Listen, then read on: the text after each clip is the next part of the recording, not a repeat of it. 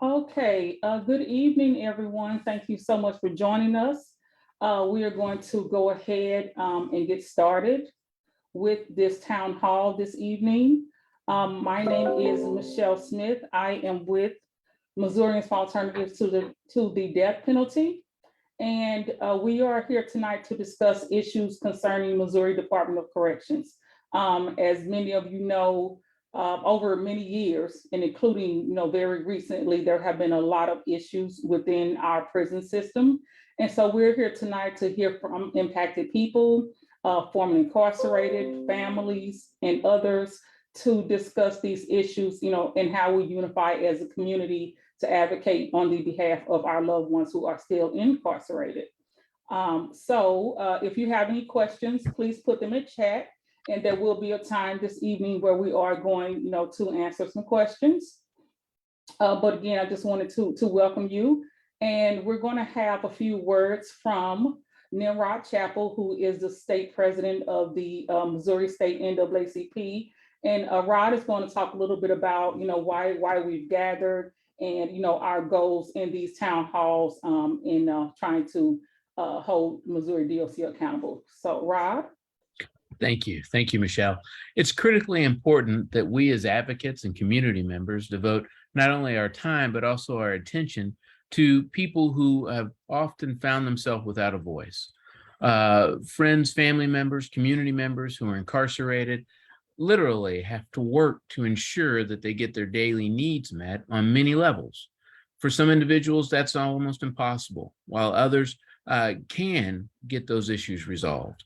We are here together as a team, as a coalition that's coalesced around this issue so that people from around the state, not only in our communities, in our churches, in our families, can talk about what's really happening within the institutions, put forth their concerns in a way that they can ensure that not only they're heard, but heard by the public. And we intend to use this as a platform to bring these issues to the state government, to other organizations, and to make sure that there is some resolution to those issues.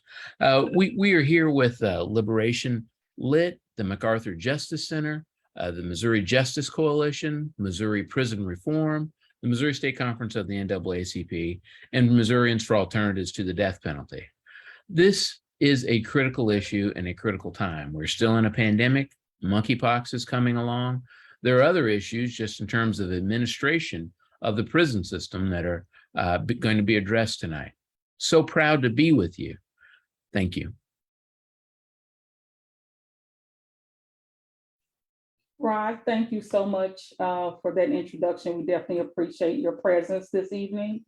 We're going to go ahead and go into our panelists and have a discussion and talk to them about their experiences. The first person up is Norman Brown. Mr. Brown actually is home about 2 or 3 weeks right now, which is amazing. He spent years in Missouri prisons.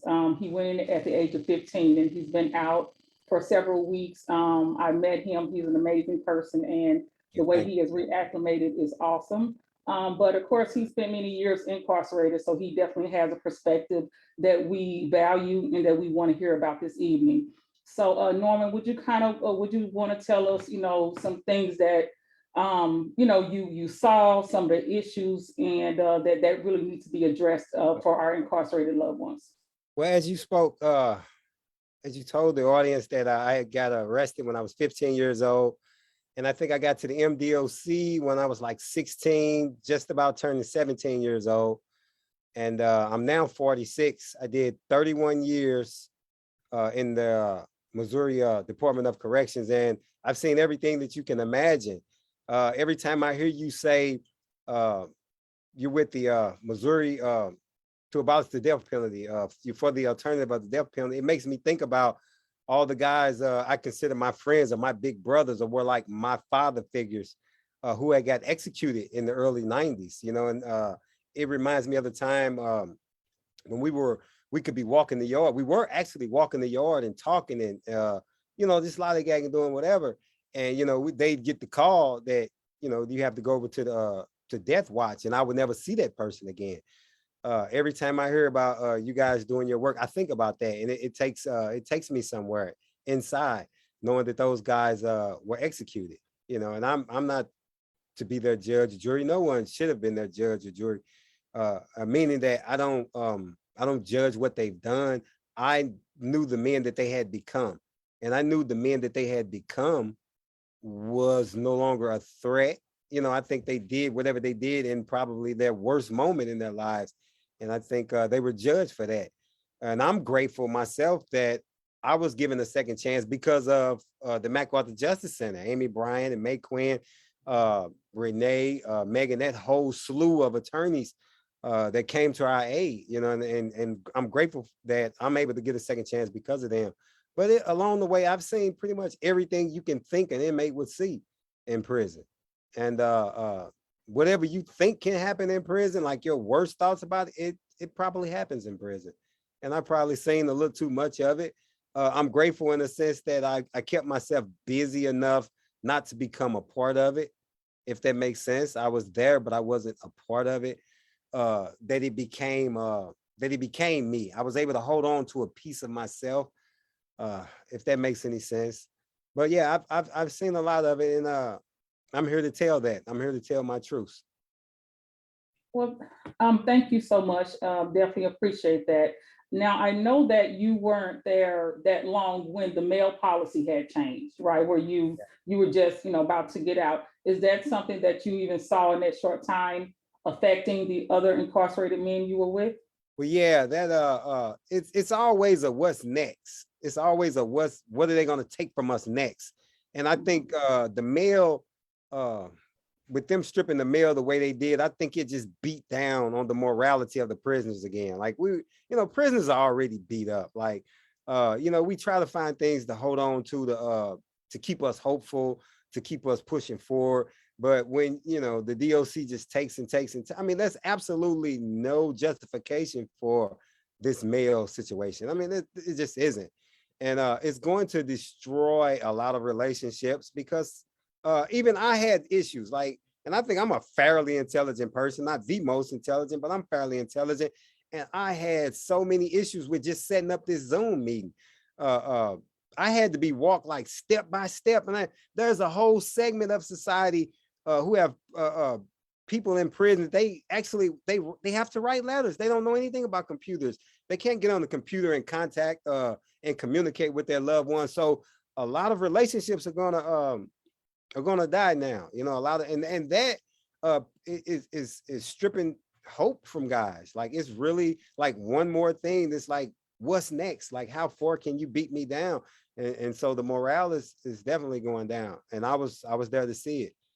And I was there in the beginning stages. Now that it keeps going and it just keeps going, I can just only imagine, what guys are going through emotionally and mentally. And it's people, families as well. You have grandmothers and mothers who can't even communicate with their loved ones anymore. And in most cases, that's all we have.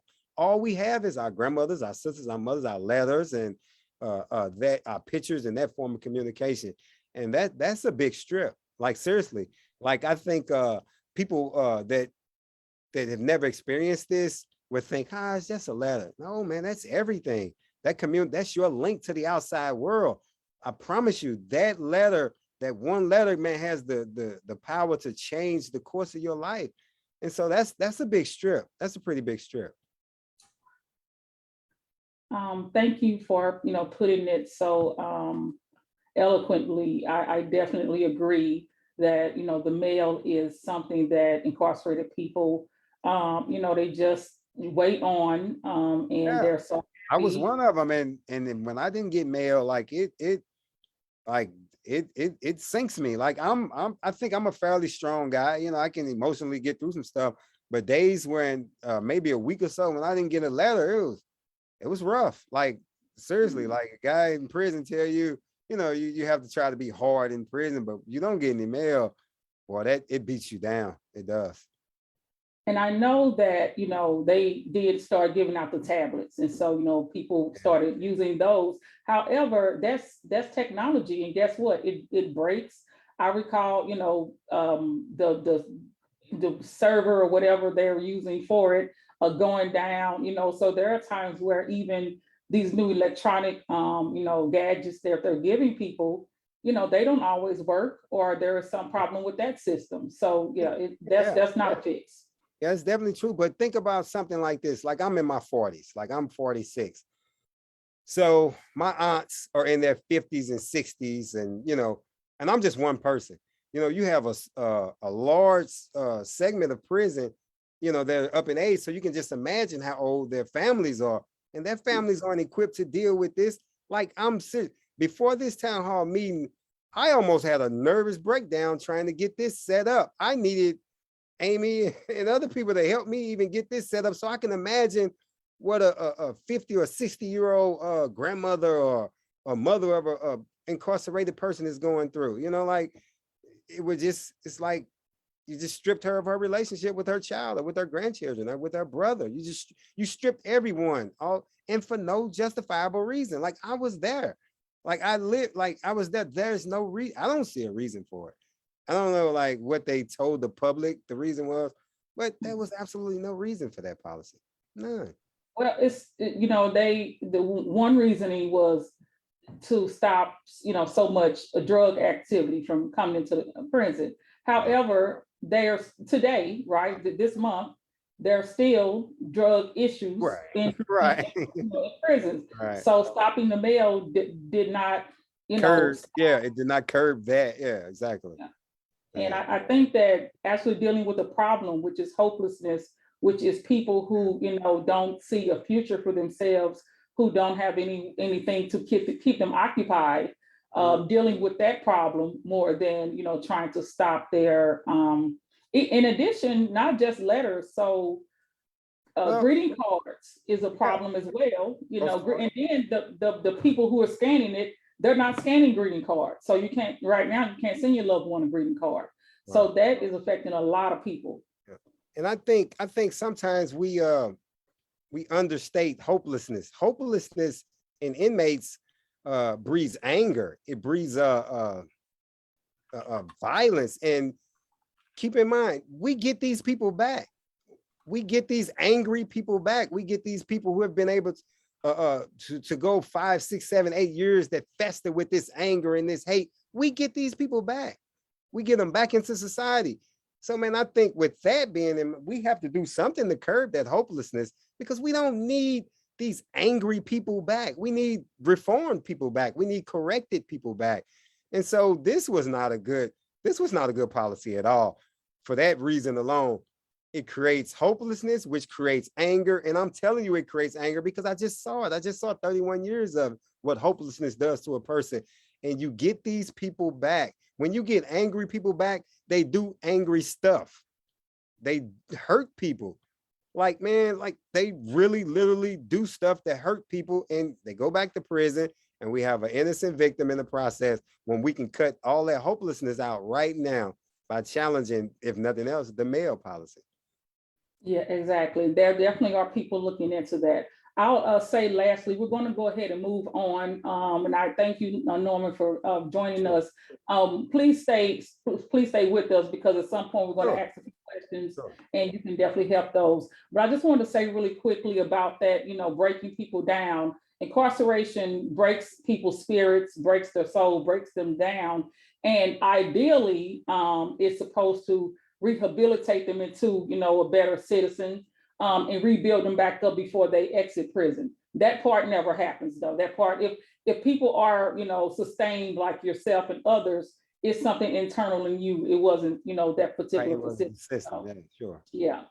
So I'm going to go ahead and pass it over to Rod, and he is going to introduce our next speaker, our next panelist. Thanks, Michelle, and thanks, Norman. Looking forward to hearing more from each of you as the program progresses. It's my pleasure to introduce Keri Blakinger, who is a staff writer whose work focuses on prisons and jails.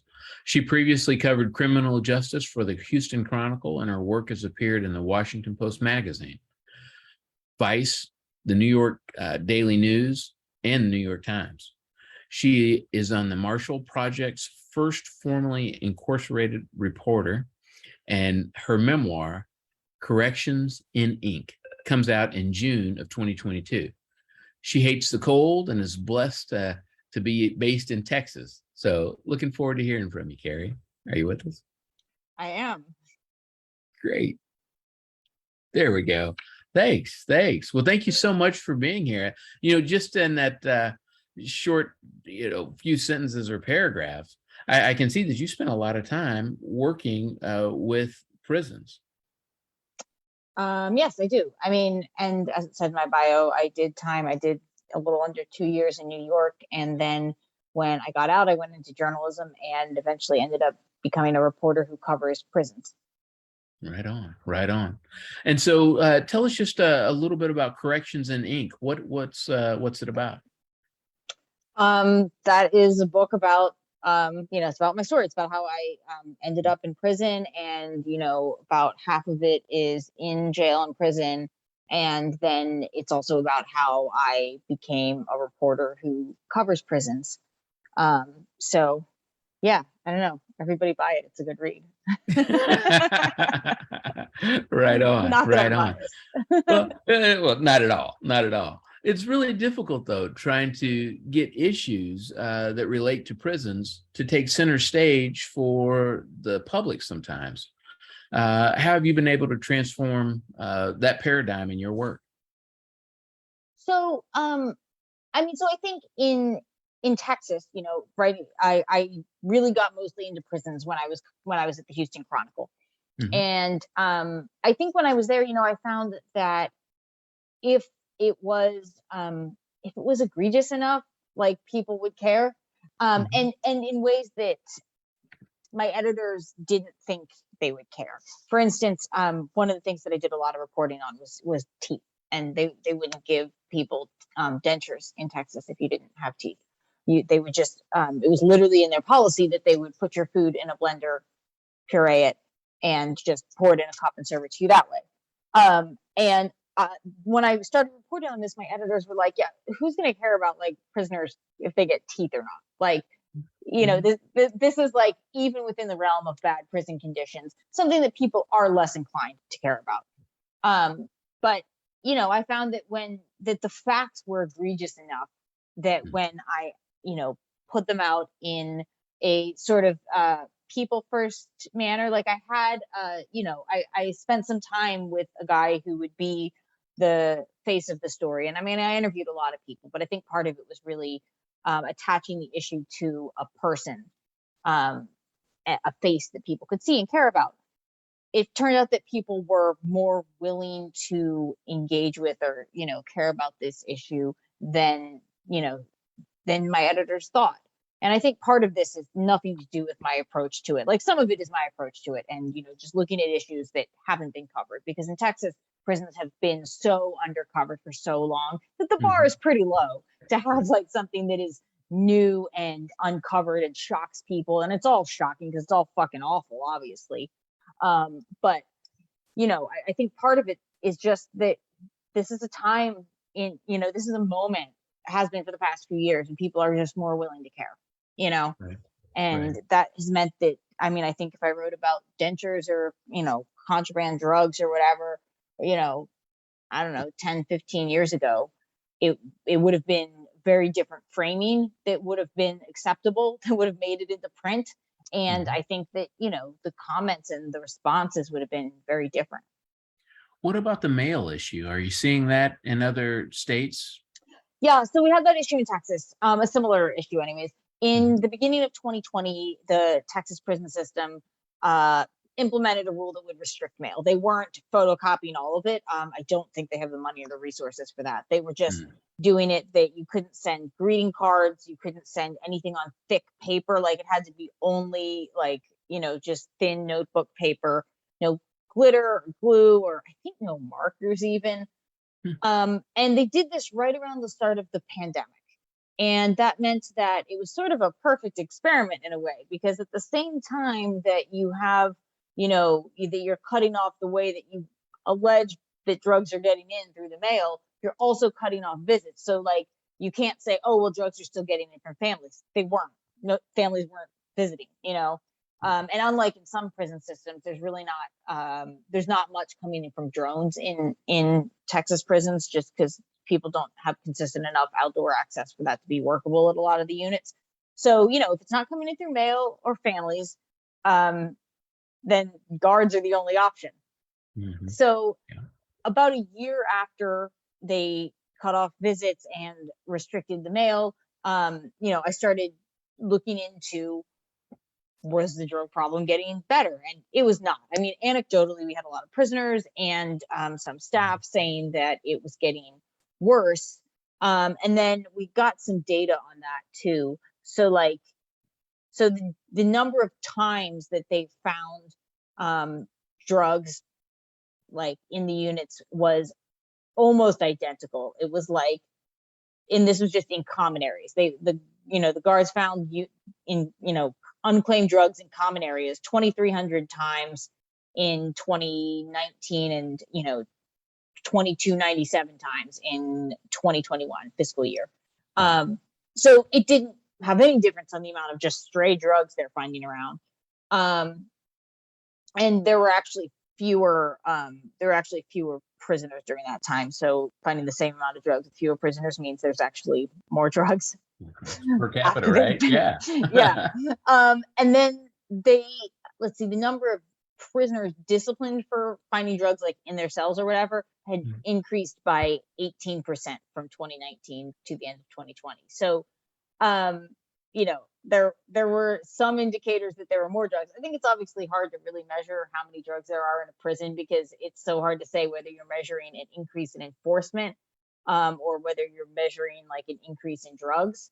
Mhm. But in this case, between the data points we had and the fact that we talked to a lot of people who were saying that, anecdotally, it seemed to be a lot worse. It did seem that there were more drugs, a year after the policy was enacted. And TDCJ still said like, oh, but when we made these changes to the mail, like we know we're cutting off some drugs that way, because we found, they said 3,500 suspicious letters each month in 2019. Now that is only less than like 1% of the mail coming in anyway, so it's still a really small amount. But Right. what they're saying, like suspicious substances, would include like perfume or glue or things that aren't necessarily drugs. And even of the portion of those that would have been drugs, Texas, like a lot of other prison systems, when they test their mail for drugs and they use that data to say this is how many times we found drugs on the mail, they're using those notoriously unreliable roadside drug tests that ProPublica debunked. ProPublica and the New York Times did a great investigative series in, I think, like 2016, saying, hey, these roadside drug tests, these $2 drug tests that cops are using, they don't work. And this is why you have people, getting arrested for donut glaze, and they're getting charged with it as, crack cocaine or something. And this is happening in the free world and got some attention there. And police, in some places have stopped using those tests, and in others they have decided those are only as presumptive positives, and then it has to go to a lab, before the case moves forward. But nobody cares about due process like that in prisons. So if they want to use those shitty tests on their mail, which they do, as does BOP, as does, Massachusetts, as do a lot of other states. Massachusetts got sued over it though, so that's why that one came to mind. But they're giving you these numbers about how there's so many drugs in the mail, but they're in fact using drug tests that are known, and the company admits come up with false positives all the time. Wow. So like the very basis for these draconian changes is not really rooted in fact. Good grief. Have you seen anyone pushing back, leaving the policies that they've adopted like this? So in Texas, there was a lot of outcry, and they then decided to create like 2 periods of the year where you can send in greeting cards, and they were like, oh, we'll increase staffing in the mail rooms, deal with greeting cards right before, I forget, it's like before Christmas and before Mother's Day or something like that. I don't know. But, but as of now, it's still generally like no greeting cards, but you can still send physical mail.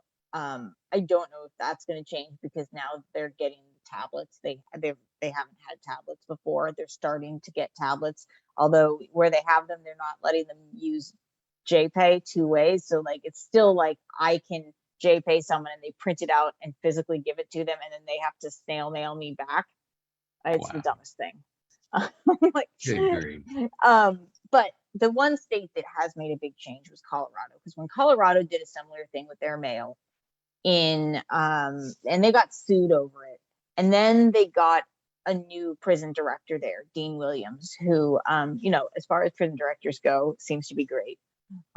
He negotiated a settlement, and they decided that they were going to allow greeting cards and things like that again, except for people who had been caught with like trying to get drugs in the mail. Okay. So that's the only state that I'm aware of that has made a positive change, or has rolled back their changes. Although I think Pennsylvania had I forget the details of that. I should have checked that before this, but Pennsylvania, I remember, also had a really restrictive policy in place, I think around having books sent at all. And they PA got sued over their policy and changed it after the suit. So Right. there you go. I remember that there was some shit in PA that got marginally better. That's right. That's right. Thank you, Keri. Are you able to be on for a little bit longer? I think that there's another. Yeah. Okay. Mhm. Okay. Well, thank you. Thank you. Well, and I'm looking forward to the book too. Thank you. You're welcome. Michelle? Thank you so much, Keri. And she didn't talk about it, but Keri is a part of the Marshall Project. Some of you may know what that is. It is an amazing, amazing news organization that focuses on, these particular types of issues. I actually met one of your coworkers some years ago. She was trying to come into Missouri prisons to do, some stories, but they wouldn't let her come in and interview the people. It was Beth Schwartz. I'm not gonna say her name right, but anyway. Yeah, so I fuck it up too. I love her. She's great. but she's amazing. But yeah, so they were just, not trying to let her in because they knew that, she was going to expose some things. But the Marshall Project is an amazing organization. I definitely, encourage people to follow them on social media and their website. They do amazing reporting and they have some amazing data. So thank you so much, Keri. Well, we're going to go on next to talk to Dylan Piles of Liberation Lit. Dylan actually has some audio files that he's put together from some interviews he's done with people incarcerated. And then after that, Lori Curry of Missouri Prison Reform is going to share some information with us. So Dylan, you want to take it away? Yeah, thanks so much, Michelle.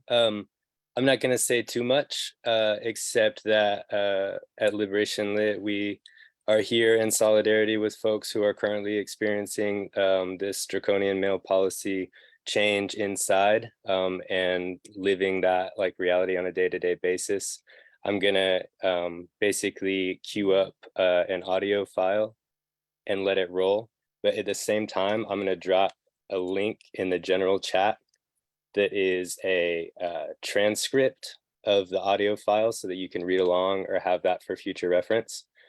Just give me 1 second and I'm just going to bring up the audio and let it roll for a little bit. So it'll be a little bit different because we can't, obviously, and unfortunately have folks in this space with us tonight, but we can bring their voices into it and have them represented and do it that way. So give me 1 sec here.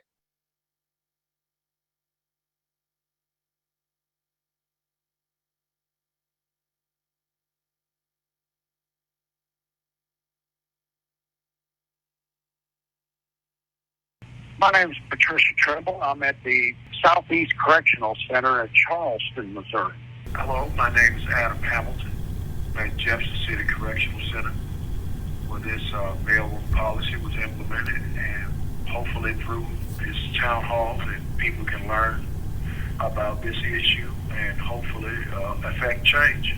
Well, my name is Terrell Robinson. I'm located at Bonter Correctional Center. I'm doing a 50-year sentence. I'm back on a parole violation, so today I guess we'll be speaking about the policies of the new mail system. So could you start just by briefly explaining the mail policy changes for listeners who might not be familiar with it? Mail policy changes within the Department of Corrections took effect June 15th all incoming mail, private mail, like for mother, brother, father, sister, whatever, has to be sent to a mail processing center in Florida. They've done away with all offender-to-offender correspondence. And I guess that's kind of the gist of it. The mail policy change was implemented due to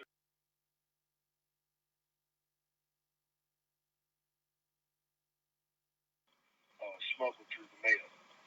And in order to stop that problem, they decided to make a drastic change that not only affects me as an inmate, but it also affects Why is my physical family. mail important, and what about physical mail is different than the digital scans? Well, physical mail, to me, has always been important because that is the one thing that, that's personal.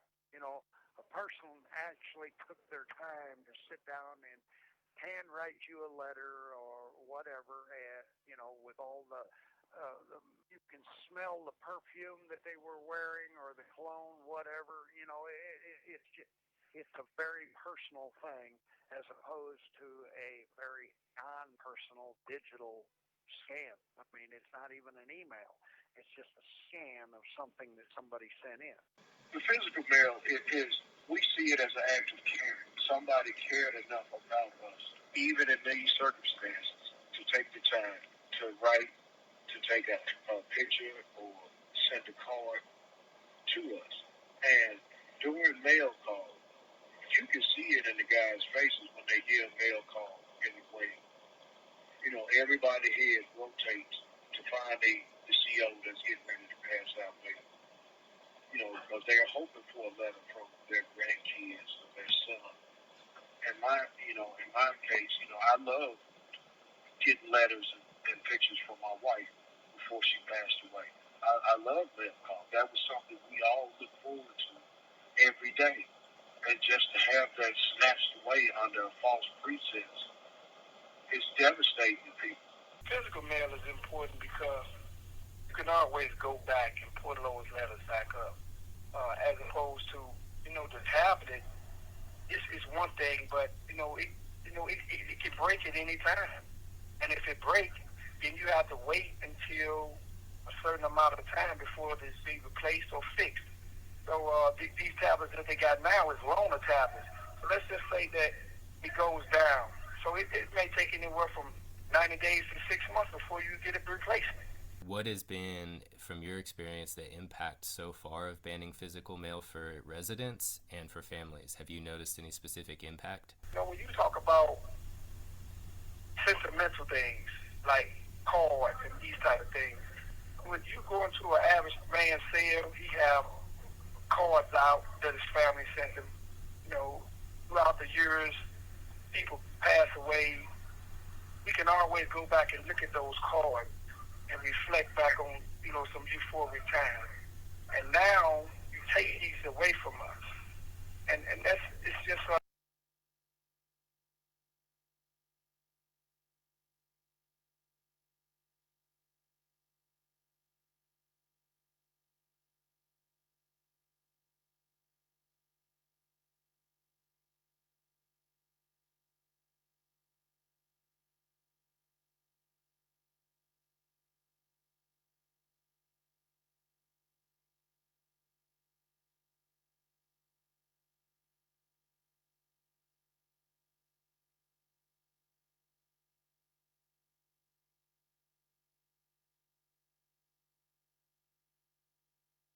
My name is Patricia Trimble. I'm at the Southeast Correctional Center.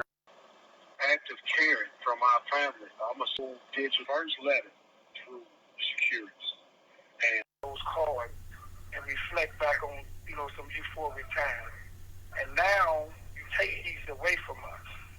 And it's just, it's wretched, man. It's hard. It's hard. That personal touch, that act of caring from our family. I'm going to send my brother a birthday card, has now been stripped away and replaced with a cold, digital, impersonal flash on your tablet that they can take away at any time. I was just talking with a guy yesterday. He got his first letter through security, and they scanned it in, and the last 2 pages came out blurry. He couldn't even read them, and he had to call his sister to find out what the last 2 pages said. Okay, take myself. I wear bifocals, and I don't have a lot of experience with the digital stuff that's coming in. Although I did have one piece of mail that was, and it was kind of hard for me to read. You know, I could blow it up, but all that does is what's fuzzy gets fuzzier. So I'm not computer savvy, so, you know, of course, changing it over instantly like that, it would take some time to get used to these things. So that's what we had today, and it's just cruel and unusual punishment for us because a lot of us do not even understand how to work these computers and tablets. Like I say, man, this is a bad situation, man, especially for these elderly people, man. You know, these elderly people, man, they can't even keep contact with their families no more through the mail because they don't even work. They don't even know how to use the tablets. You know, the one thing that really affects me and many of the older prisoners in the state is the doing away with offender-defender correspondence. You know, I have dear friends that I've known for 30 plus years, but we're not in the same institutions anymore. So now all communication is cut off between us. You know, that's especially within my community. That's a serious blow to us because I'm mama across the state to the trans boys and girls. When Jessica was still in prison, I was at the Jefferson City Correctional Center. She was at the Potosi Correctional Center. And for like 3 years, we wrote back and forth weekly. You know, both of us being transgender, we were sharing research and sharing information. And, oh, my God, I'm experiencing that, too. What have you been, you know? So we've grown and we flourished with written word to one another.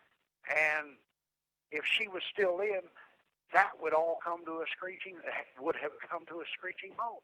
You know, I would no longer have my support mechanism, nor her mine, you know. The understanding, because, you know, you couldn't know what I go through as a trans person. Nobody could other than another trans person. And even another trans person on the outside doesn't know what it is to be trans on the inside. So it's so imperative that we not lose our ability to communicate. What is your purpose of cutting out inmate-to-inmate correspondence? Because everything that comes in from me to you or you to me, it's sensitive, man. You know, but here's the deal. We share a lot of case law with each other. You know, when different rules or laws is on the books and come out or whatnot. So every way that they can turn down the fiber of the family, keep our communication off, that's what they're going to do. They can make money off not only from me but from you. And they didn't understand, and I had to tell them that, you know, you can't send me a birthday card anymore. You have to send it to Florida. And then Florida is now sending the cards back to the families and are saying, we will not scan your birthday card. You have to buy an e-card from Securus in order you can do it that way. So that is the harm. Now you just involve my family. Being a predatory company, preying off of prisoners and families of prisoners, who's footing the bill for this and for how long, and when is there going to be a fee coming our way or to our folks. From the beginning, an email stamp cost me 25 cents. Something that is imaginary, fictitious, doesn't exist, cost me 25 cents. When Securus took over, all of a sudden now a single stamp cost me 27 cents because they charged me 2 cent tax. So, they're going to squeeze every ounce that they can. That in itself really lends to the absolute predatory nature of this. When it comes to offenders, inmates, our constitutional rights could be infringed upon due to the safety and security of the institution. They lean on that for everything. But the problem with that is our family is not subject to that strict scrutiny standard in a way that requires that they be scrutinized under safety and security. Because our families, they basically turn them into a criminal, saying, well, we don't trust you as a citizen to not send contraband through the mail. So we're going to infringe on your First Amendment rights, your freedom of speech, expression. We're going to infringe on that and force you through a company in order to monetize your First Amendment rights to communicate with your family. Other states that have passed similar policies, Pennsylvania, Delaware, they cite contraband as the main reason for banning physical mail. And just what do you think of that reasoning? My thought on that reasoning is, as a former drug addict, when I was in my addiction, getting high, if you cut off one drug, I'm simply going to replace it with another. There was only, to my knowledge anyway, there was only one drug that was regularly coming in through the mail. Everything else is either through visit or, more importantly, through staff. In fact, they just walked 2 staff members out of the institution here not too long ago, and it said that was the reason. And unfortunately, the drug of choice at this facility, what's taken the place of K2 is fentanyl, and we're having people ODing on a regular. We just had somebody OD yesterday, I think it was. Nobody has been convicted of sending anything through the mail.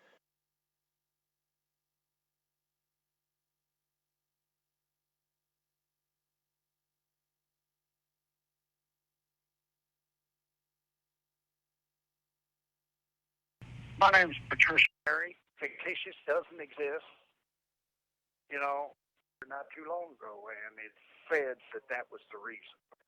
And unfortunately, the drug of choice at this facility, what's taken the place of K2 is fentanyl, and we're having people ODing on a regular. We just had somebody OD yesterday, I think it was. Nobody has been convicted of sending anything through the mail, which is a federal crime, by the way. No letter has been seized, turned over to police, and the police saw the probable cause, a warrant, and then turn around and had that person arrested. It hasn't happened. So their whole story of contraband coming through the mail is a straw man argument. They would like the public to believe that this is all about us getting in a certain amount of contraband and this certain thing, particularly about this stuff called K2. Well, that's not the K2. It's not what all this epidemic of people ODing is all about. They're not ODing about that. It is not one person that OD'd on no K2. It's fentanyl, so which they not getting that through out no mail. So where are you getting it from? You have a body machine up here that takes our whole scan of our body. So if you're using that, it's impossible to bring anything back from that avenue. So where is it coming from? It has to be coming from within. But even these officers and stuff upset about this here, but they're afraid to speak out on it. Because of the consequences that may come forth on their side. So it's an overall bad situation, man. And I'll be so happy and grateful, man, when somebody can step in and stop these people from this. This is oppression, man. Do you think that there are any alternative solutions to banning physical mail entirely? They could have sent the original letter to the caseworker office along with our name. And once we came to pick it up, they could have just simply said, "Could you look and make sure you can read it all?" Okay, and you can. Okay, so here's the original letter. We can't give this to you, but we need you to sign a release saying that we can put this letter in the shredder. If not, we need a self-addressed stamped envelope so we can send this back to your family. Do your job. I'm saying every meal that comes in here is censored. You know, they have machines where they scan it over, and if it's an unknown substance on it, they reject it. So I'm saying there's absolutely no reason why you cut it out based upon, according to you, some substances or whatever is coming on the paper, because they have the capability. The feds use it all the time. They have the capability of censoring the mail to see if there's an unknown substance on there. But the thing of the matter is that they don't want to do their job. What can people who aren't incarcerated do to support you and all of you all on this specific issue? Well, the best thing that anybody can do is to write, call, email, and pre-cite the director of the Department of Corrections and voice not only our but their concern over allowing a predatory company to simply scan and you know, they reject letters and don't really give us any reason for why. Simply, you had incoming mail, it was rejected. You know, so we have to work together to find a solution. Once the government, the state, becomes a censor or arbiter of what can be said, not be said, they become like a tyrant. And I would advocate that they personally become familiar with that. Then that way they can make a solid argument to the central office or to the administration that the Constitution guarantees my right as a free person, as a citizen, the right to communicate with my family. I've always said that power lies in the people. And we need to understand that we have a voice in this, but we need to come together as a people. I'm talking about, we can't do anything without citizens that's out there, you know, and getting with their representatives, man, and, you know, coming together and voicing their opinion and their complaint, so that we can get the proper people in place to change some of these things, man. Let me tell you something. I got out of prison in 2007, and to this day, I still have my daughter's first birthday that she scribbled over on a piece of paper.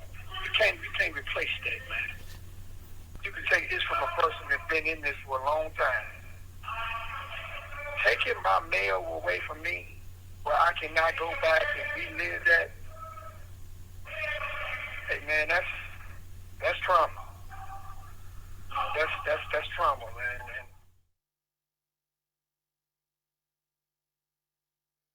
Thanks y'all so much for being patient with a few tech glitches as we got through that. But it's you know, super powerful and super important to hear, I think. And yeah, I know that there's a lot to parse there. Feel free to use that transcript later on to go back through. That's available to, you know, to read back through and kind of like sit with some of that stuff. Feel free to use that. If you have any more questions, please reach out. Thank you so much, Dylan. That was very emotional to hear, you know, how vital that connection is.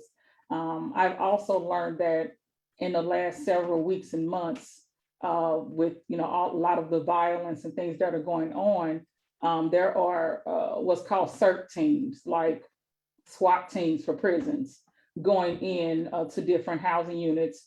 And they're destroying a lot of people's mail that they've kept, like those letters with, you know, your kids' scribbles on them. they're destroying a lot of people's memories, pictures, cards. So, you know, it's also like people that have had those things before, now they're gone and they can't replace them. So yeah, that is very, very powerful. And thank you so much for your time in putting that all together and making those, you know, those recordings. We're going to turn now to Lori Curry. Lori is the founder and director of Missouri Prison Reform. And Lori is in our community, our data person. She gets a lot of the numbers and she crunches them, and we value her very much.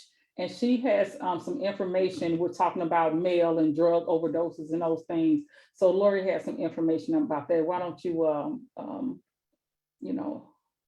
give us that, Lori? Thank you for coming tonight too. Yeah.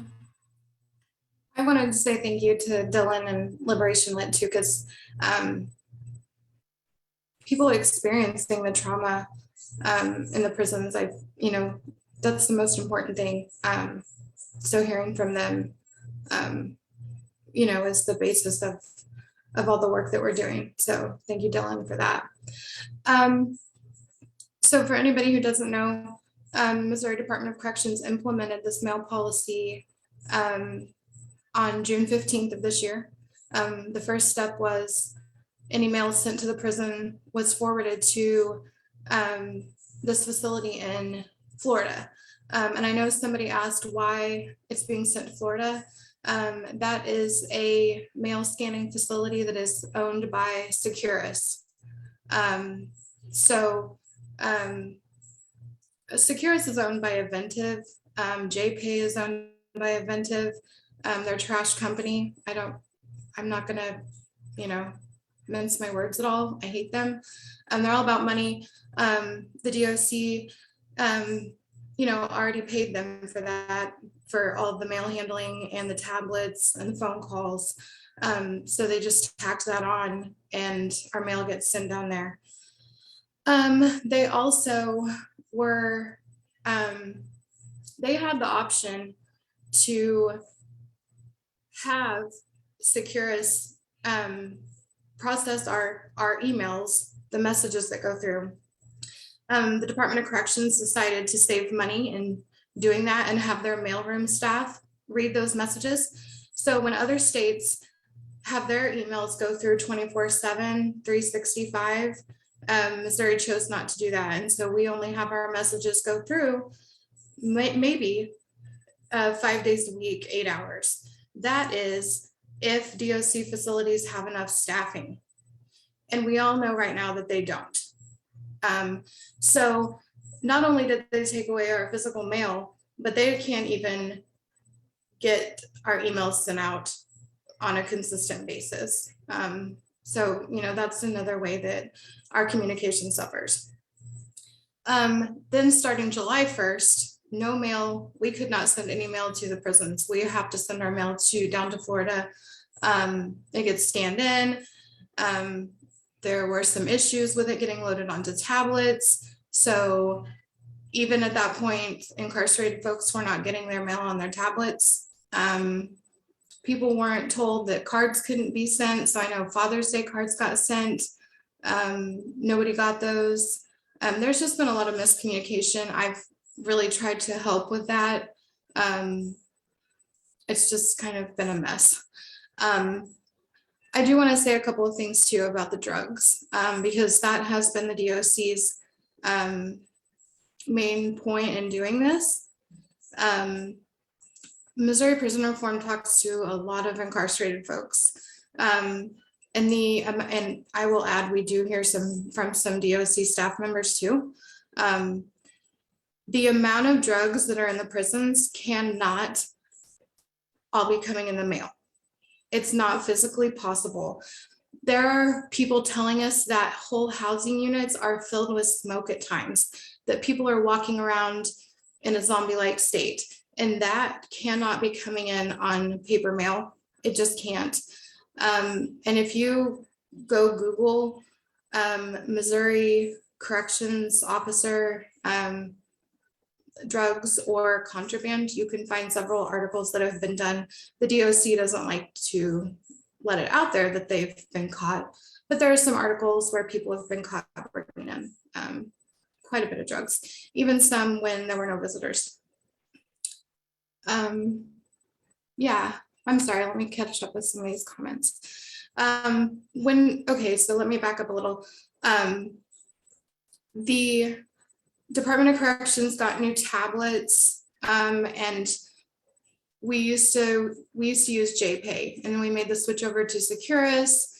That was a big mess also. But in that process, people who have loved ones, friends in other countries cannot communicate with them any longer. Securus doesn't allow you to set up an account if you live in a country other than Canada, the US, and Mexico. So I do have a contact at the Department of Corrections that has been super helpful actually about the whole switch over to Securus and all that. And according to her, Securus is working on it. Securus is just really slow. They get our money, and that's all they care about, to be honest. Okay, so as Michelle mentioned, I do a lot of records requests from the Department of Corrections. They don't like to be transparent. So I do a lot of records requests to get what data I can. I have requested records for overdoses for the past several years.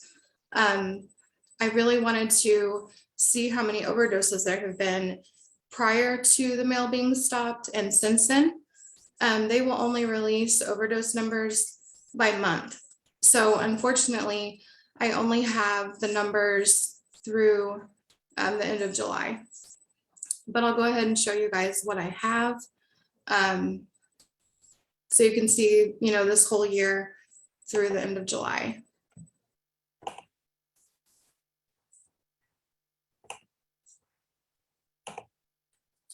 Okay. So in January, there were 43, February, there were actually 13. In March of this year, there were 32. April had 44. May had 42. June had 32. The mail policy went into effect June 15th. And in July, we had 34. So, so far it hasn't shown that it's made any number or any effect on overdoses. I'm going to do another records request later on so I can get more data and, stay on top of this issue. Just according to the incarcerated folks I've talked to and staff, like I said, I don't believe that the majority of drugs are coming in through the mail. I'm not going to sit here and tell you that some of them don't, but the amount of drugs that are in our prisons are not coming in through the mail. I will confidently tell you that. Lori, can I ask you a question real quick? Yeah. The numbers, those overdoses, is that actual overdose deaths, or is that just overdoses like emergency situations in a prison? That's all overdoses that have been reported to the prisons. Okay. The correction staff know about. I see. Okay. Yeah. Okay. Thank you so much for that information. And of course, people can follow Lori's social media. Twitter page is Mo Prisons. Mo Prison Reform is the page. So please follow the work that she's doing. I also kind of wanted to talk to you a little bit about, you had said earlier when they stopped the mail in June, and I do recall that happening. And, the assumption is, since it's going to Florida, it is a seamless process, right? But that facility of Securus, they don't just do Missouri's mail, right? They do other states' mail. And I recall, like, for about almost a week or something, they were like, the machines were broke. So nobody got anything for, days. So kind of talk about those issues that are still persistent, just about delivery of mail. We were talking about the other issues, but just the actual delivery of the mail. Yeah, I don't even know what that issue was. I know that I think it was longer than a week that none of the incarcerated folks had gotten anything on their tablets. And even after some started getting them, others were reporting major issues. And not only physical mail, but I know myself and I hear from so many family members who will send emails, send pictures that are completely innocent, pictures of their children, and they never get received and they don't get a denial. They just disappear.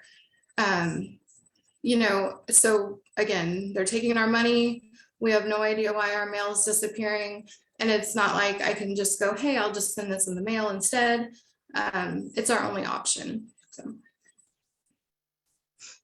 And I also think that having to buy the e-cards through their, you know, through their little meme, kind of, you know, what I look at it as, for 25 cents is also a way to just gouge, you know, even more money from families. So it's difficult, and hopefully we'll, you know, I heard someone say that other places have sued. Hopefully at some time we're going to figure out how to, you know, maybe do some kind of legal maneuver, because this is just not okay with a lot of people. But thank you so much, you know, for joining us and giving us that info. So I think we're going to, it's about 8. I guess we're going to spend the last 30 minutes just kind of with a question answer type of session. I also wanted to recognize someone who hasn't really said a lot, right? But I just really wanted to recognize someone. Amy Bryan is on this evening, and Amy is the person that, you know, helped Norman.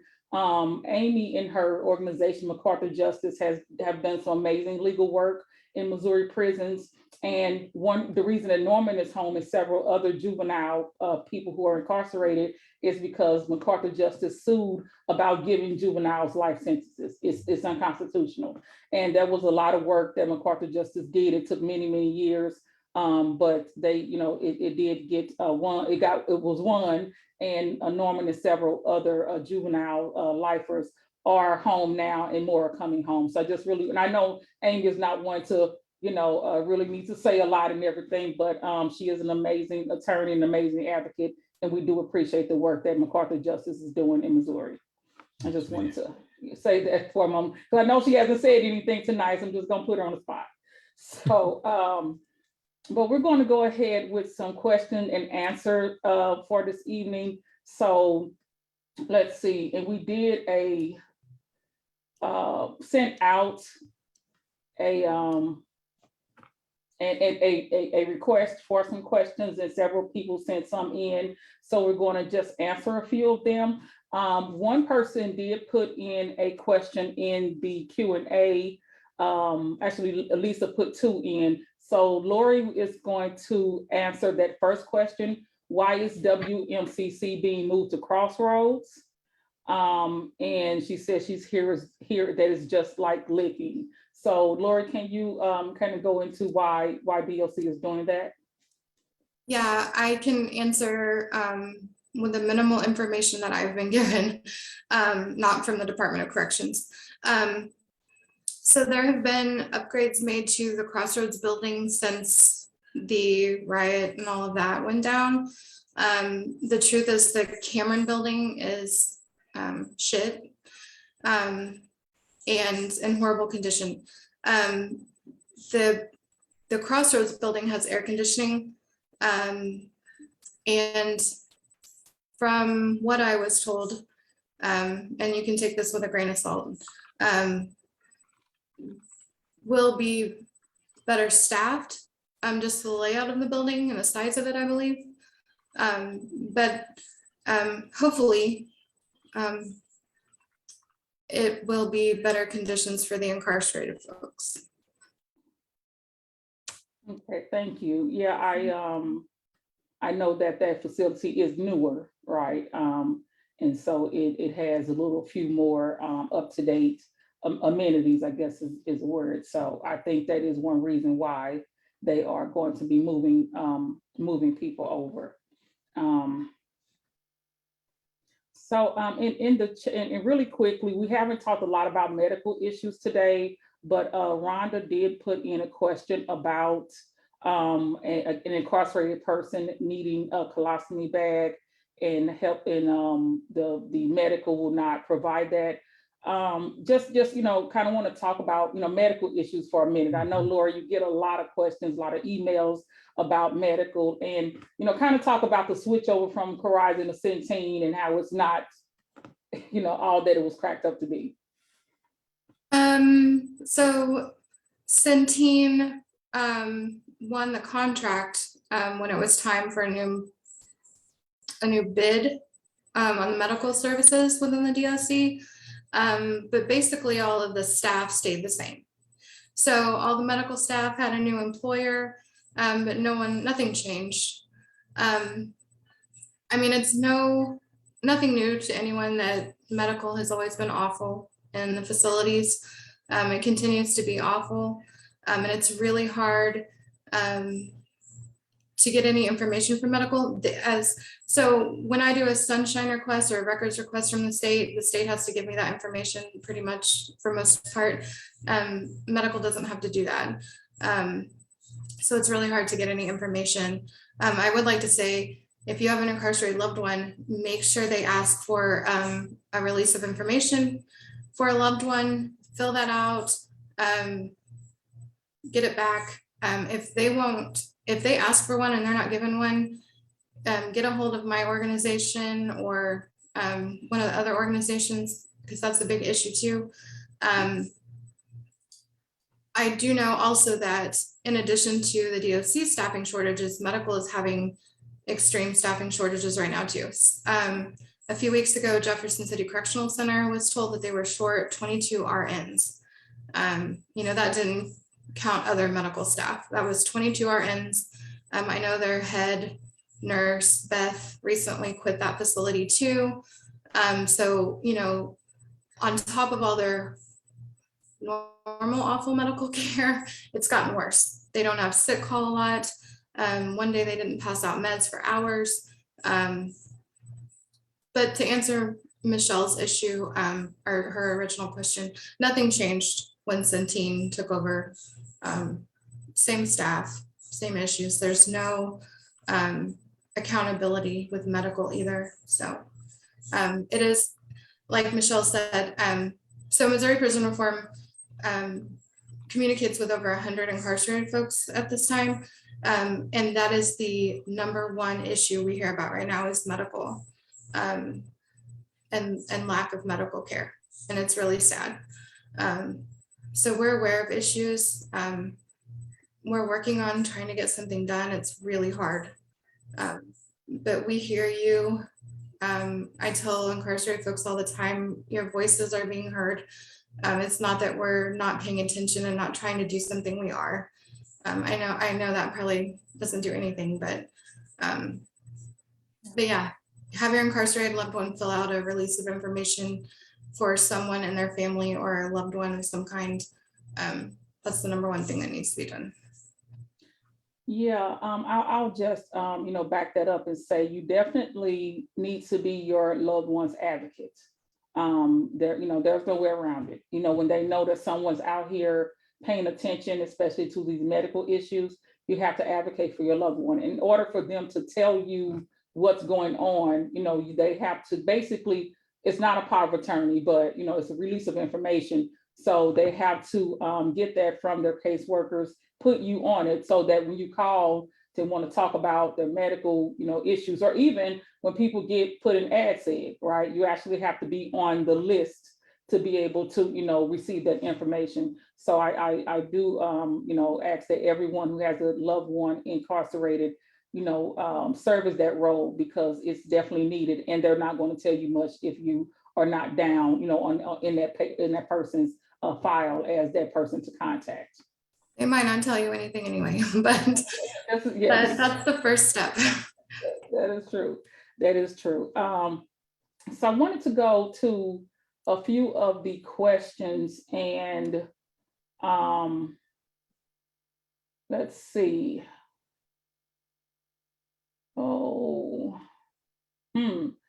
So I want Norman, I wanted you to actually answer a question about COVID, because of course, we know that you were incarcerated for a very long time. So what did DOC do for like PPE, COVID protections? Was there anything in place? We've heard not much, but what was your experience in that? You're on mute. Unmute your, yeah. Literally not much. Like, you guys are pretty educated, and I'm excited to be able to tell some of my friends that there are some very educated people out here working for you guys, man. Like, I didn't know people like Lori existed. People like Corrections Inc. Existed. People like you. There's so many people on the inside that don't know, man. Intelligent people who are intelligent to the issues are really out here like working for them. And it's heartwarming to me to be able to tell some of those guys, you guys are out here and you guys are fighting for them. But to your question, absolutely nothing. They gave us a few masks after it had gotten out of control. Like, and I mean out of control, like I was in I think it was Potosi. The entire prison was sick. The entire prison. I mean, I think like when the first housing unit, like when the entire first housing unit got sick, the DOC kind of like tried to hush it, kind of like, oh, well, it's just a little common something that's going around. Everybody's fine. Everything's okay. Don't make a big deal about it. It's nothing. It's nothing. And the next housing unit got sick, and it just spread throughout the thing until it became undeniable what it was. And so the answer for that was lockdown. Like, you just lock down. That's it. Nobody comes out. You could be locked down with a guy who has COVID and you don't. It doesn't matter. Like, there was no initially there was no testing. There was no there was nothing. Like, literally, like, I don't know how else to say it. Like, people probably would be surprised that, like, in an instance like that, nothing really happened. Nothing really happened. It didn't. That's not surprising, just because there was so much, even with the staff, they didn't want to protect themselves. I did hear a lot of the staff, they just didn't want to be masked or so, and that's the worst part. They're the ones spreading it around because they're the ones coming in and out. Right. And you had plenty who said that they had rights and they had the right not to wear a mask. I mean, even though like people throughout the country was dying from this, you had people really saying, I got a right not to wear a mask. Really? Like, that's what we're dealing with. Wow. Yeah. Thank you so much for that. And yes, please, tell everyone inside we are, and honestly, my phone, I got it on mute, thankfully, but it's been ringing since we've been in here. But this is the work. This is advocating for our loved ones, friends and family is definitely what we do, and we definitely try to encourage people. So thank you very much for saying that. I wanted to okay, so this may be something that Amy can answer. It's a question about torture. So this person asks, current prison conditions can and should be labeled as torture. I'm sure there are American and international standards and definitions. Has there been attempts that highlight prison conditions in the US that violate human rights? And I'm thinking like the United Nations and that sort of thing. So has there been anything in that vein, Amy? For Missouri DOC, I don't know. I do know that actually my colleague Shubra Ori, another attorney with our office, was just at the UN a couple weeks ago to present to their committee on equity and racial discrimination about the use of chemical agents and the deprivation of water and solitary confinement practices at one of the city jails in St. Louis, the St. Louis City Justice Center. And she actually also talked about the racial disparities in the imposition of life without parole sentences for juveniles. And so in the case involving chemical agents and water deprivation, though, a point we were making before the UN, which we've also made in this lawsuit, is that this is essentially torture, that this violates, national standards when you're depriving somebody of drinking water and you're doing it as a form of punishment, or when you're using chemical agents on someone without cause and when they're restrained and without warning. So I definitely think that there are ways in which like international standards can be used to advocate for the rights of people who are incarcerated in the United States. Unfortunately, at the end of the day, if you're operating within the court system, you still gotta have, the US law on your side. And there are all sorts of obstacles that have been constructed intentionally to impede the ability of people to advocate on behalf of people who are incarcerated. The biggest one, of course, being like exhaustion. So yes, I the short answer is yes, absolutely. It's a human rights issue, and the conditions are torturous. And I think they can be thought about in the context of international human rights law. But at the end of the day, if you're going to a judge and trying to convince them to rule in your favor, you've got to really lean heavily on, the US law. Oh, I can actually jump in here on, I've actually been looking into this because there was a case earlier this year, I guess this was, where there was a guy who'd been arrested in Texas. He was let out and he fled to where he was from, Scotland. And when Texas tried to have him extradited, they failed. Scotland would not agree to extradite him because they said that Texas prisons violated the European Convention on Human Rights, Article 3, which is their equivalent of our 8th Amendment. So it's, basically about cruel and unusual punishment. And this case drew attention in the sort of like international human rights and, extradition communities, because this was the first time that any of the experts I talked to or any of the extradition lawyers were aware of that somebody had been someone had been refused extradition based solely on conditions. There's other cases where people have been, it's been determined someone can't be extradited, but it's conditions plus something else. Like it'll be, that they're not going to extradite someone to the US to face the death penalty because of like the conditions of death row, or that they're not going to extradite someone because somebody has like a mental health issue or they have autism. And that coupled with the conditions of American prisons would be, that together would violate European human rights conventions. But this was the first instance in which someone was denied extradition just based on the conditions of Texas prisons. And there were a lot of specific things, all the things you can imagine, all the shit that, would be true in Missouri too, that were raised as the reasons that, this would violate international human rights standards. But the thing that actually ended up being the sticking point was the cell size. The cells in Texas prisons are so small that they would violate European human rights standards, which is kind of crazy because they're not like obscenely small by US standards. And all that Texas would have had to do to be able to get this guy back, to be able to have him extradited, was make what's called an assurance. They would have to assure the Scottish court that, hey, we will agree to hold this particular person in, we will agree to hold this particular person in a cell that is of an adequate size, because something like 40% of the cells are big enough. All they had to say was, we will give an assurance that this person will be treated in a way that comports with European human rights standards, and they wouldn't do that. So as a result, the Scottish court refused extradition. So in theory, that could happen anywhere else. There are some cases, some federal cases where lawyers have tried or have, are trying to have, to avoid extradition based on issues about conditions.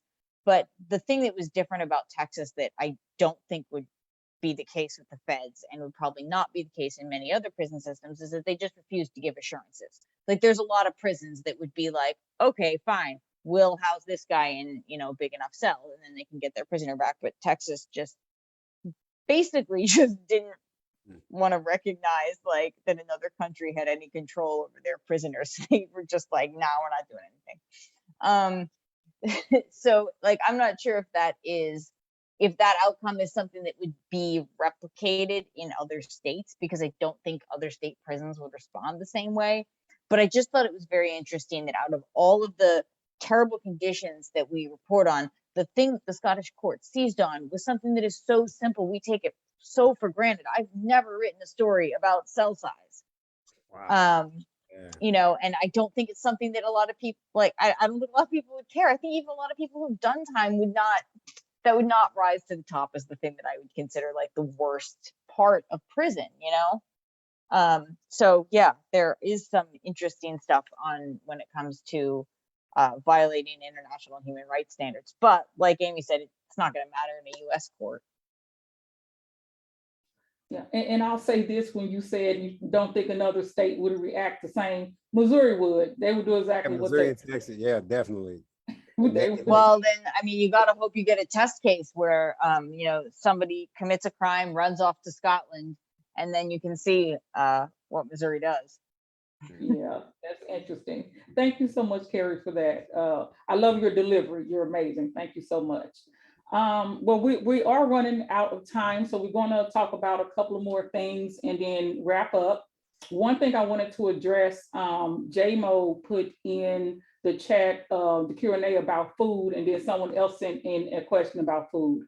So of course, the nutrition is a problem. I believe that, of course, you know, health issues stem from, you know, your diet, right? Your nutrition. And in Missouri, it is horrible. In our prisons, you know, and people say often, oh, it's like school lunches. No, it ain't. You would not let them people feed your child there. You will be at the school rioting.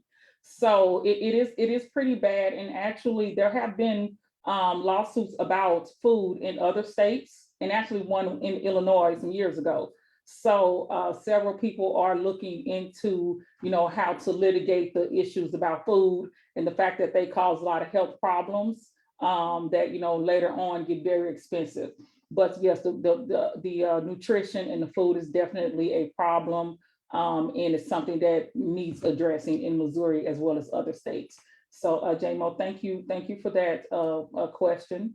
And before we wrap up, there is one more question I wanted to answer, and actually I'm going to need Rod's help with this one, if that's okay. It is what types of things can be done to promote families' involvement in educating them on the legislative process. So the reason why I would like you to add to this, Rod, is to kind of talk about the NAACP prison chapters, because when we talk about educating the families, that, you know, that has to be propelled as well from their incarcerated loved one. So kind of talk about the prison chapters of NAACP and the work they're doing. Thanks, Michelle. And that is a huge link that you just made there. It is so important that not only do we hear voices, as we heard on the recording today, not only do we hear from Norman, who's just returning home, but we keep that link in that conversation constant. And so for families and communities with loved ones who are incarcerated, there are NAACP chapters in many, if not all, of the state institutions. And the importance of that is not in Missouri, they actually started. The first one was born here in Missouri. We have presidents who are formerly incarcerated people who now work on the prison support committee, along with James Robinette and Charles Triplett, to ensure that those voices are not forgotten. And there are lots that we can do. For example, in our legislative work, we need to be at the Capitol. The NAACP doesn't have any paid staff, but we are blessed to be able to have a lobbyist to bring forward issues to legislators and present those in a way that they can be understood and appreciated in the vernacular of our folks in the legislature. And I smile when I say that, because it's one thing to have a lobbyist. It's one thing for me as the NAACP president to go, but we need to hear from the families and community members, the supporters of people who are incarcerated. When there are bills that are at stake, they need to come to testify in front of the committees. Now, how do we make sure that that happens? Well, through our NAACP network within the prisons, we're able to disseminate information and share when those committees are coming up. Sometimes it's short notice. This year, we could do something kind of cool, get ahead of it. so that we identify families or individuals who would want to come and testify on behalf of legislation that would make things better for folks who are incarcerated, or to prevent more people from becoming incarcerated. In my mind, those two things go hand in hand. So if we could create more folks that can come and talk about those issues, it's those individual stories that the legislators want to hear. And I'll close with this. When you remember names of some of the bills that go through, many of those are passed based on the name of an individual who suffered and may not be directly helped by the bill, or might. We need to make sure that those stories of individuals who are incarcerated, who are returning home, or somewhere in between are heard, so that a bill can be brought forward on behalf of that individual or those similarly situated, so that people can have a change in their lives, so that we can have more brothers like Norman back home. That's what needs to happen. Yeah, I agree. Thank you. Thank you so much, Rod. We appreciate that. And we definitely encourage anyone here to have their loved one connect on the inside with the NAACP. And that is, like you said, a way to disseminate the information. So thank you so much. You're welcome. We're going to go ahead and go through the closing information and slide. And I wanted to, and I believe Lauren is going to put that up.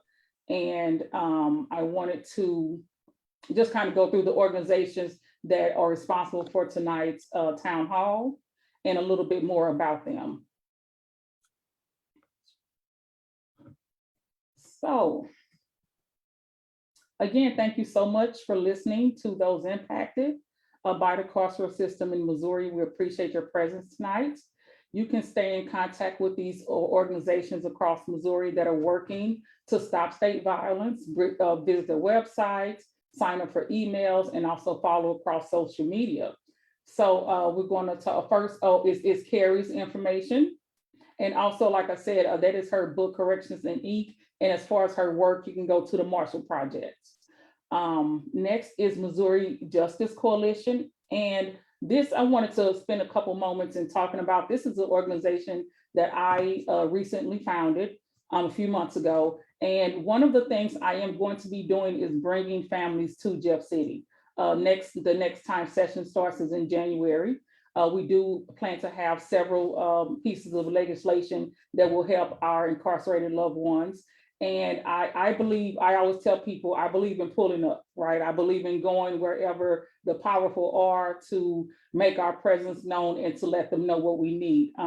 There's a quote by Frederick Douglass, and it goes, power doesn't concede without a demand. It never has and it never will. So our presence in the state capitol will ensure that those who have that power see us, listen to us.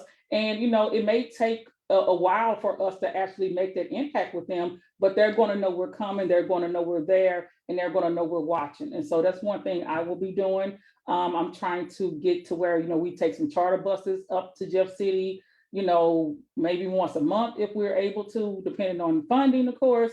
But I think that lobbying and, you know, being in those halls of justice where justice is supposed to be is very important to our loved ones inside. So I definitely invite people to follow my page, MoJustice.org, on Facebook and Twitter. I'm working on the website, but it is going to be an avenue to talk about these legislative needs. Also, kind of how to do that. People think, you know, your representatives and senators are like special people. They just regular folks like you and me. They're nobody special. You know, you just get your points, what you want to get across to them. Maybe you have it written down, you know, and go into their offices and or go into the hearing and that's what you do. So lobbying and talking to them is not difficult. So we're definitely going to work on that. So I definitely invite people to follow me with that, and I'm, you know, here to help. The next org is Missouri Prison Reform, and it's moprisonreform.org. Again, Lori is also on Twitter with Missouri Prison Reform, and she has a lot of the data, a lot of the information. Many incarcerated people reach out to her daily. She has over 100 people on her Securus Messenger account. And so she gets a lot of information and she tries to disseminate it and, you know, tries to get attention to it. So please follow that page as well. And the Missouri NAACP, monaacp.org. And again, you've heard about the amazing work that Rod does in Jeff City. And we, of course, appreciate him and the NAACP for standing with us. Roderick and Solange MacArthur Justice Center, and that's macarthurjustice.org. And again, Amy and the ladies at MacArthur do some amazing work. So we definitely appreciate all of the legal, legislative, and those victories, including getting Norman home. We appreciate that. Liberation Lit. I don't know if we talked about what Liberation Lit does. Well, Liberation Lit sends books into prisons. So they send in books to your loved ones, basically whatever your loved one, within reason, I'm sure, a book that they need or want. Dylan is right there to get that to them. And Liberation Lit has donated many books to incarcerated people. They are out of Kansas City. So please follow Liberation Lit. And of course, donate to them, because we need those funds to get the books to our incarcerated loved ones. Oh, and Liberation Lit also has a pen pal program. I did not know that. Okay, so Liberation Lit also runs a pen pal program. So please connect with Dylan to get those details. And lastly is MADP, Missourians for Alternatives to the Death Penalty. Not only did I found Missouri Justice Coalition, I'm the Director of Community Engagement at MADP, and we are the statewide death penalty abolition organization. We, of course, love, need, and value your support.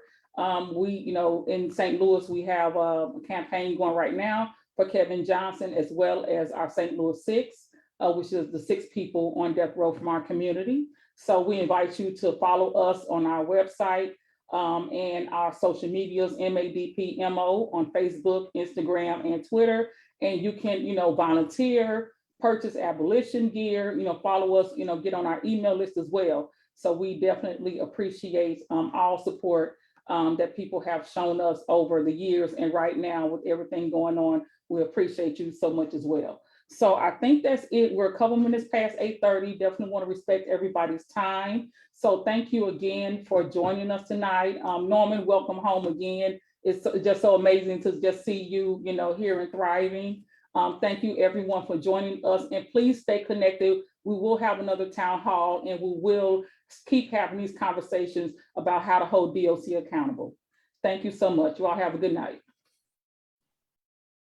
Thanks. Congratulations on your first Zoom, Norman. Yes.